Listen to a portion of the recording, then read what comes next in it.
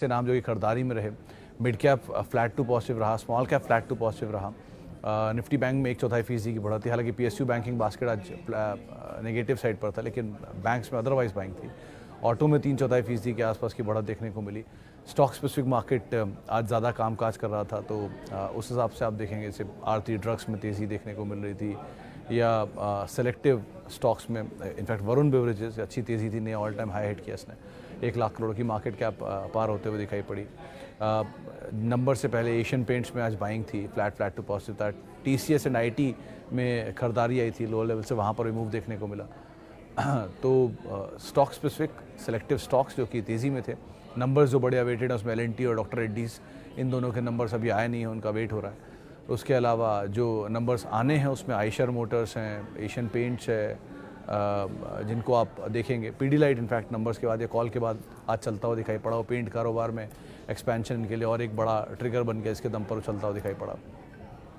सो likewise अच्छे numbers और अच्छे न्यूज़ फ्लोज के दम पे स्टॉक में मूव बनता हुआ दिखाई पड़ रहा था। थोड़ा बहुत बाइंग आज सिलेक्टिव मेटल में थी। आईटी फ्लैट था, मिड कैप आईटी ज़्यादा फ्लैट आपको दिखाई पड़ेगा, लेकिन एक वोलेटाइल सेशन और इस वोलेटाइल सेशन के बीच में मार्केट से आके आज पॉजिटिव साइड पर एटलीस्ट बंद होते हुए दिखाई पड़े। सीधे सवाल जवाब का सिलसिला शुरू कर लेते हैं और बातचीत कर लेते हैं कुछ सवालों को लेकर भी। जो पहला सवाल मेरे पास आया है, ओके, किधर गया।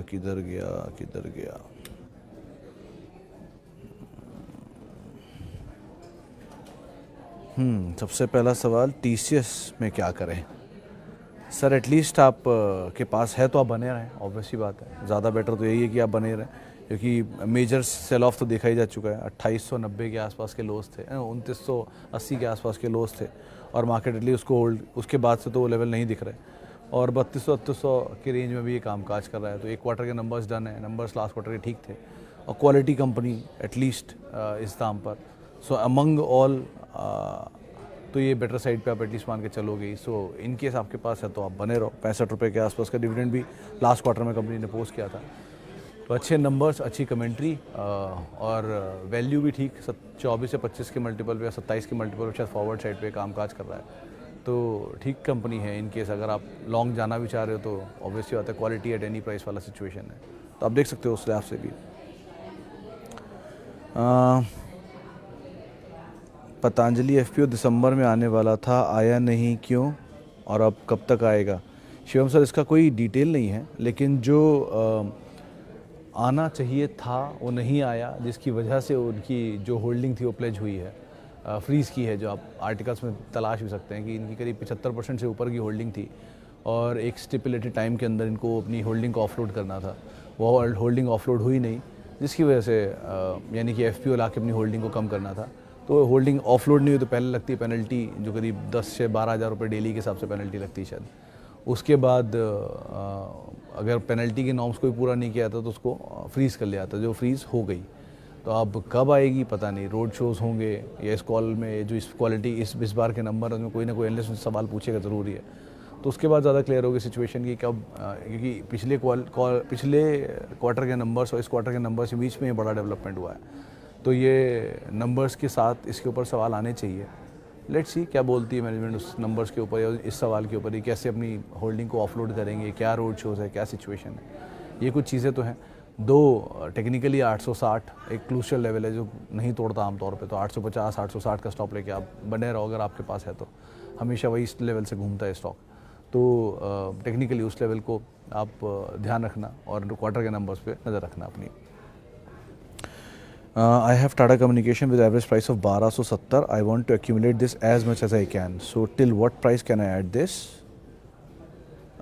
Till what price तो आप डिसाइड करोगे क्या आपको फ्रेम रखना है, लेकिन यूजुअली देखा गया है कि ये ऊपर 1350 और नीचे 1180 इस रेंज में घूमता है। अगर वो रेंज टूटती है 1180 वाली तो 890 880 वो रेंज है जहाँ पर मेजर बड़े निवेशकों की खरीदारी है। आरारे ग्रुप की खरीदारी पहली थी 260 रुपये पे, दूसरी थी 880 पे, और फिर उन्होंने रिसेंटली 1100 कुछ पे खरीदारी की है। सो ये 3 लेवल्स पे उनकी खरीदारी है, तो वही 3 लेवल्स पे आमतौर पे स्टॉक सपोर्ट लेता है। तो 200 तो नहीं आया, 880 और 1100 कुछ सपोर्ट है। सो उनको आप ध्यान रखना। डिविडेंड पे ऑफ्स क्योंकि एडजस्ट कर दोगे, ये जिस रेंज में घूम रहा है पिछले 2 साल में, उस 2 साल में इसने डिविडेंड भी दिया है 27 रुपये के 3 बारी, 21, 27 और 26 रुपये का शायद इस बारी था। तो 75 रुपये का डिविडेंड और इसमें एडिशन में आप डाल सकते हो। सो उस रेंज के बीच में, तो आप इस रेंज के अपर एंड के या इस रेंज के लोअर एंड पे जितना एक्यूमुलेट कर सको कर लो। बाकी रेवेन्यू अच्छे हैं, कंपनी अच्छी है, ग्रोइंग कंपनी है, 1800 करोड़ का प्रॉफिट आया लास्ट फाइनेंशियल ईयर में भी। तो अच्छे प्रॉफिट मेकिंग कंपनी है, इक्विटी भी छोटी है, टाटा ग्रुप की कंपनी भी डिविडेंड पेइंग है। सो बने रह सकते हो, मतलब एसेट वाइज वर्ल्ड की largest under sea cable asset की ओनर है।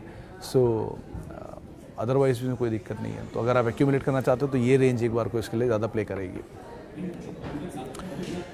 वरुण बेवरेजेस, सागर जी, वरुण बेवरेजेस केस में आज तो लाख करोड़ का आंकड़ा पार हुआ है मार्केट कैप में, और 1333% का रिटर्न दे चुका है अपने इशू प्राइस से लेके अब तक। 460 रुपये का इशू प्राइस था, जिसमें एडजस्ट करोगे 3 बोनस 1:2 के 3 बोनस आए थे इनके 2019 में, 2021 में, 2022 में। ये 3 बोनस के बाद आप और फिर एक और अभी स्प्लिट भी शायद आया हुआ है इनका। तो इतनी इक्विटी डाइल्यूशन के बाद अब ये रिटर्न आ रहे हैं, मतलब बेसिकली। सो थोड़ा बस इसका ध्यान रखना कि जिस तरह की चाल आई है, ये तेज़ी की चाल कितनी कैरी करेगी, क्योंकि कोई लेवल पे आके तो थकना ही चाहिए, इक्विटी एक्सपैंड होनी चाहिए।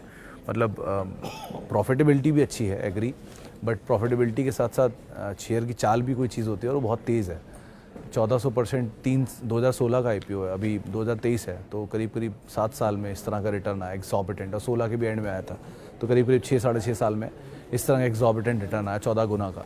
तो ज़रा थोड़ा कॉशियसली ऑप्टिमिस्टिक स्टांस रखना अपना। स्टांस ऑप्टिमिस्टिक ही रहेगा ऑब्वियसली, लेकिन कॉशियस इसलिए कि चला बहुत ज़्यादा है, तो वैल्यूएशन पार्ट बहुत स्ट्रेच्ड है, तो वो कहीं बाजार ने एडजस्ट करना शुरू किया तो बहुत लंबे समय तक के लिए फंस सकता है। इसलिए बस आप ध्यान रखना, है तो आप ट्रेलिंग स्टॉप लॉस रखोगे, नहीं है तो आउट राइटली अब एक मौका निकल चुका है, दोबारा कूदने की कोई ज़रूरत नहीं है, उसके अंदर फालतू में फंसने की प्रोबेबिलिटी ज़्यादा है, तो उसका आप ध्यान रखिएगा।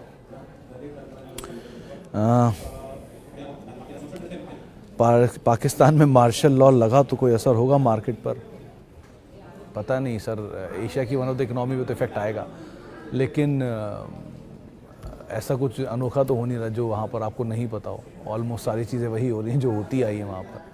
सो थोड़ा बहुत नीजक अगर कुछ रिएक्शन आया तो किसी एक सेगमेंट सेक्टर पर, लेकिन अदरवाइज ऐसा कोई बड़ा रीज़न नहीं है। हाँ, अनटिल अनलेस न्यूक्लियर बॉम्ब उनके हाथ ना हो, लेकिन बाकी तो ऐसा कोई रीज़न नहीं दिख रहा। सो ठीक है, जो सिचुएशन है वो किसी को क्लियर है भी नहीं कि है क्या वहाँ पर। सो जब सिचुएशन क्लियर नहीं है तो बेटर ये है कि अभी वेट ही कर लो, जब सिचुएशन क्लियर होगी तब देखा जाए क्या करना है। Is there any listed company dealing with online e-commerce?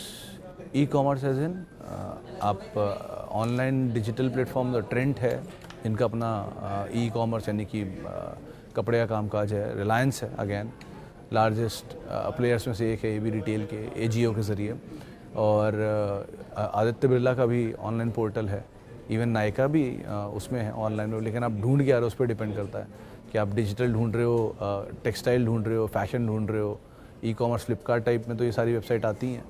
तो डिपेंड किस बिज़नेस के अकॉर्डिंग आप ढूंढ रहे हो, लेकिन बहुत सारे धंधे हैं जो कि बहुत सारी कंपनियां जो कि पोर्टल के अंदर कामकाज करती हैं।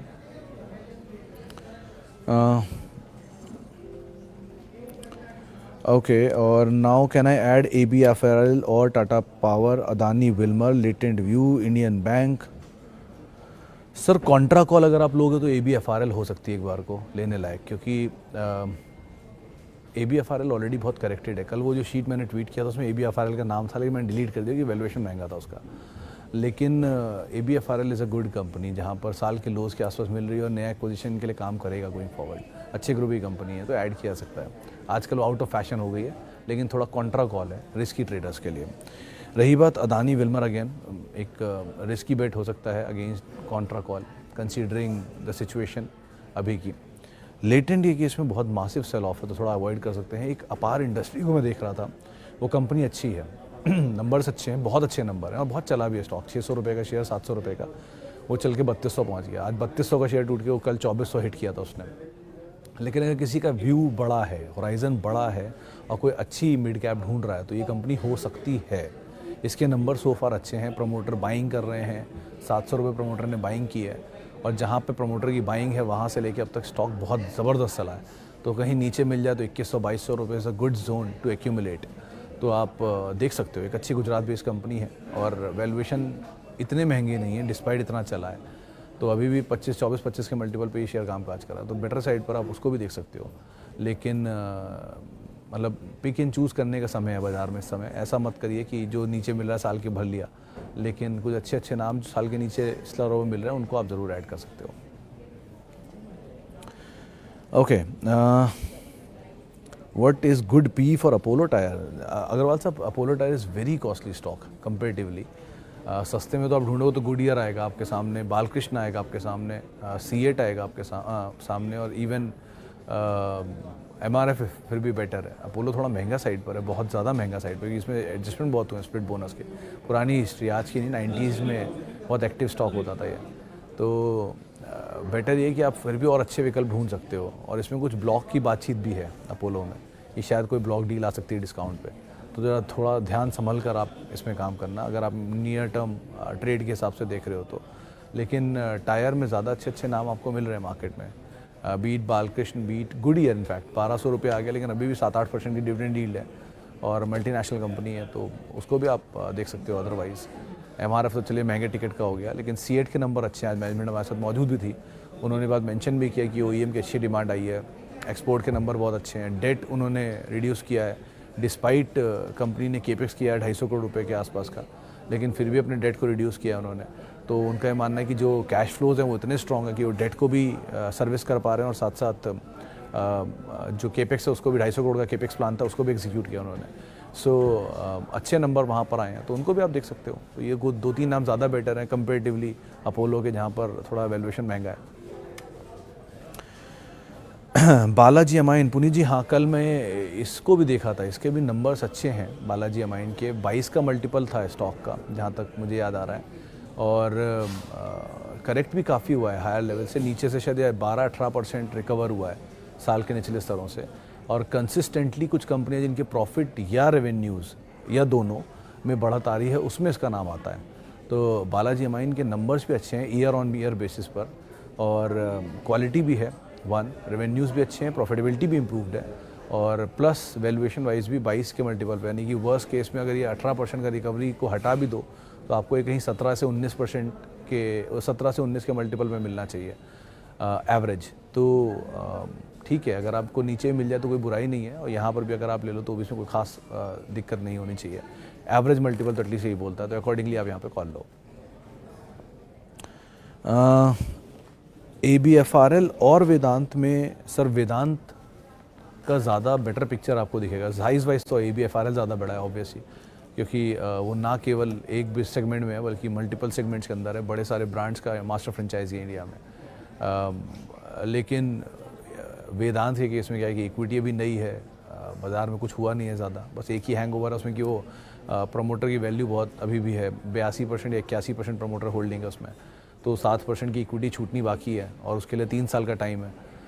तो 3 साल में इक्विटी छूटने का 1.5 साल या 1 साल तो निकल ही गया है। तो इक्विटी छूटने के लिए अब अगले 2 साल के अंदर इक्विटी छूटेगी, तो वो छूटेगी तो डिस्काउंट पे छूटना चाहिए, ऑब्वियसली बात है, या शेयर खींच के छूटता तो डिपेंड करता है। लेकिन कंपनी दोनों ही सही है। मतलब वेदांत के जो लीड मैनेजर थे उनसे भी एक बारी बात हुई थी, उन्होंने कहा था ये कंपनी के नंबर्स बहुत अच्छे हैं, और उन्होंने IPO फ्लोट कराया था, बोले थे कि IPO भी अच्छा है, बट वही हैंगओवर उन्होंने भी जिक्र किया कि हाँ 6% इक्विटी अभी छूटेगी। लेकिन ABFRL सो फार अभी के दाम पे ज़्यादा बेटर दिख रहा है, क्योंकि टूट गया है अच्छा खासा उस डील के बाद। तो अगर थोड़ा एग्रेसिव हो सकते हैं, थोड़ा सा भी रिस्क उठा सकते हैं, तो एक बार को जा सकते हैं उसमें। लेकिन दोनों कंपनियों का कंपैरिजन नहीं है एप्पल टू एप्पल, और दोनों कंपनियां अपने अपने सेगमेंट में ठीक ठाक कंपनियां टू गो फॉर, अकॉर्डिंगली आप कॉल लो उसमें।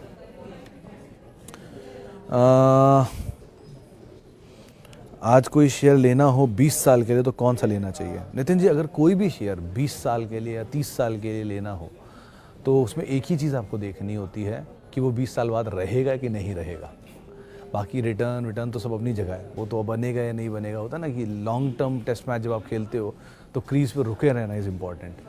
रन तो अपने आप बन ही जाएंगे, इक्के दुक्के सिंगल डबल करते करते, लेकिन क्रीज पे बने रहना इज़ मोर इम्पॉर्टेंट। तो उसके लिए आपको सिर्फ एक ही चीज़ देखनी कि जो 20 साल तक एग्जिस्ट करे। 20 साल तक एग्जिस्ट कौन करेंगे? 20 साल तक एग्जिस्ट करेंगे HDFCs, banks, ICICI, SBI, Reliance, TCS, Infosys, क्योंकि ये 20 साल से करते आ रहे हैं। एशियन पेंट्स, वर्ल्ड वॉर 2 में एशियन पेंट थी, रिलायंस 70s से है, SBI देश का सबसे पुराना बैंक है, ICICI they are too big to fail, खुद गवर्नमेंट बोलती है, HDFC bank they are too big to fail, government बोलती है। सो ये वो बैंक्स जो कि 20 साल से हैं यही रहेंगे। तो अब ये स्वरूप इनके कुछ भी हों, ये लार्जेस्ट होंगे, सेकंड लार्जेस्ट होंगे, थर्ड लार्जेस्ट होंगे, फिफ्थ लार्जेस्ट होंगे, पता नहीं, लेकिन आप खुद ही अंदाज़ा लगा लो कि TCS 2004 में लिस्ट हुआ था और TCS 2004 में देश की अमंग टॉप 3 कंपनी में लिस्ट हुआ था। देश की अमंग टॉप 3 कंपनी में उस समय पर लिस्ट हुआ था और तब से लेके आज तक, आज करीब TCS को 20 साल होने वाले हैं, वो आज तक अमंग टॉप 3 से हटा ही नहीं। तो जो कंपनी अमंग टॉप 3 से पिछले 20 साल से नहीं हटी, तो मैं उम्मीद करता हूँ अगले 20 साल में भी शायद नहीं हटेगी, और अगर हटेगी भी तो भी उसके बीट करने वाली कंपनियाँ बहुत बड़ी होंगी, तभी उसे बीट कर पाएंगी। वो मुझे भी नियर टर्म में कोई नहीं दिख रही। सो आप सिर्फ वो कंपनी तलाशो जो कंपनी 20 साल तक रहे। रिटर्न क्या बनाएगा, वो 15% भी अगर साल का देता तो 20 साल में बहुत होता है वो पैसा, लेकिन धीरे धीरे आप किसी नए स्टॉक में, किसी मल्टीबैगर की तलाश में ढूंढोगे और एंड में इनसे भी हाथ जलाओगे। एग्जाम्पल देता हूँ कि इसी प्लेटफॉर्म पे लोग मल्टीबैगर पूछते थे, इसी प्लेटफॉर्म पे ही बजाज ऑटो 3500 का 4200 हो गया, एशियन पेंट 2600 का आज 3100 के करीब हो गया, TCS भी धीरे धीरे सड़क एक बार 3600 जाके आ चुका है। लाइकवाइज ये सब वो कंपनियां जो स्लो एंड स्टेडी रहेंगे और धीरे चलेंगे। थोड़े दिन पहले रिलैक्सो के लिए किसी ने बात की थी, 700 रुपये पर रिलैक्सो आ गया है, देश का लार्जेस्ट मैन्युफैक्चरर है, जूते बनाता है, ख़त्म हो गई चप्पल की डिमांड, ये वो जो भी था XYZ, आज वापस 875 है। तो 200 रुपये में ना उस समय रिलैक्सो बुरा हुआ था ना, आज वो बहुत अच्छा हो गया है। वो तब भी ऐसी था, आज भी वही है, तब भी वो लार्जेस्ट मैन्युफैक्चरर था, आज भी लार्जेस्ट मैन्युफैक्चरर है। तो सिचुएशन नंबर्स में नहीं बदलती है, भाव में बदलती है। नंबर्स एक क्वार्टर में, एक साल में, 2 साल में, किसी ने अगर कैपेसिटी लगाई है 5 लाख चप्पल बनाने की, तो उसको बनाने में या कैपेसिटी लगाने में सालों लग गए, वो कैपेसिटी हटने में भी सालों लगेंगे या उसको रिप्लेस करने में भी सालों लगेंगे। सो ऐसे लाइकवाइज नहीं होगा। अल्ट्राटेक एक दिन में 120 मिलियन टन की कैपेसिटी पे नहीं पहुंचा है, 100 साल या 50 साल या 70 साल लग गए, उसे बीट करने में भी उतना ही साल लगेगा कम से कम। सो या एटलीस्ट आधा तो लगेगा। तो अल्ट्राटेक को ज़्यादा पता है इस बारे में। तो इंस्टेड ऐसी कंपनीज ढूंढिए जो उनकी कैपेसिटीज़ अच्छी हैं, पुराने प्लेयर हैं, बड़े नाम हैं, they are too big to fail, उनमें एंटर करिए तो एटलीस्ट 20 साल के लिए वो सिक्योर रहेंगे, रिटर्न अपने आप बन जाएगा, उसकी टेंशन मत लीजिए। चलिए फिलहाल इतने सवालों को शामिल करेंगे। माफ़ी उन सभी लोगों से जिनसे आज बातचीत नहीं कर पाए, और बहुत बहुत शुक्रिया उन सभी लोगों का जिन्होंने सवाल पूछे। आपसे अब मुलाकात होगी कल, अब गुरुवार के दिन। तब तक के लिए @सुमित रिसर्च मेरा ट्विटर हैंडल है। आप किसी भी निवेश से पहले अपने वित्त सलाहकार की राय ज़रूर ले लें। नमस्कार।